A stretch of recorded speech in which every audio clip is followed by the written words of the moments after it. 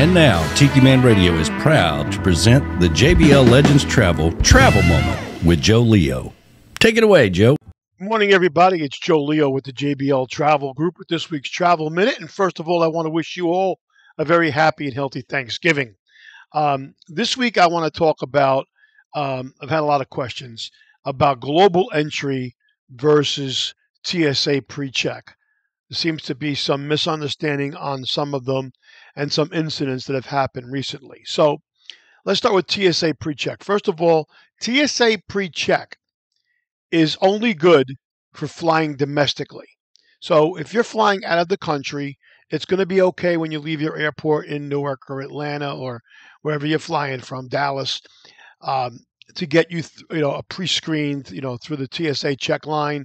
You don't have to take your shoes off. You don't have to take your computer out and all that good stuff.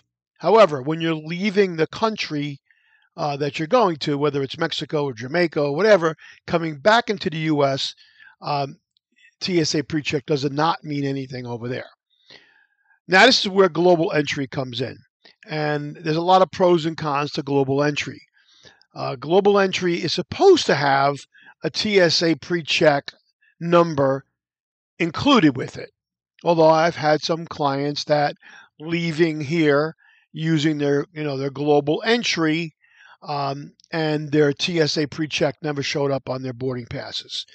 So in speaking to some of the people, some of my fellow travel agents, everybody is suggesting that if you already have TSA pre-check and you want to go get global entry because you're doing a lot of international travel, that when you travel domestically, that you use your TSA pre-check number and not your global entry number. Now, I'm not sure that's 100% correct, but that's what I'm hearing from other travel agents around the industry. We just had a Zoom call the other day about this. Personally, I've always done my TSA pre-check when I left, and I use the mobile passport control app when I came back in. Sometimes you get lucky and there is a line for the mobile passport control people. Sometimes there's not. It just depends. And it depends on what time of year you're traveling, if there's going to be a lot of lines and this and that. So if you're doing a lot of domestic travel, get TSA pre-check. If you're doing a lot of international travel, then get yourself global entry. If it's a mixture of both, the consensus is use your TSA pre-check when you're traveling domestically and use your global entry for when you're coming back in. I hope that clears it up a little bit. Like I said, there's no guarantee of, which way it's going to work better, but obviously having both of those, if you're doing that kind of travel, is, going to be beneficial to you. Then there's also Clear, and there's also, there's another one out there. I can't even think of the name of it.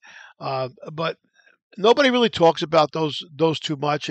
Apparently, if you do Clear, you have to do a facial recognition, and then they escort you over to the TSA pre-check line. So that's a little confusing to me. I don't think that's what you should do. Personally, I use a TSA pre-check, and I use my mobile passport control app. That's what I do whenever I travel, and I've never had an issue. I hope that clears it up. If not, we'll dig a little deeper. Just send me your questions, and I'll see what else I can find out. Enjoy the rest of your day. This has been Joe Leo with the JBL Travel Group with this week's Travel Minute. Thanks, Joe. Always travel with someone you trust. JBL Legends Travel and Joe Leo. Reach out to him at 732-831-5200, the official travel company of Tiki Man Radio.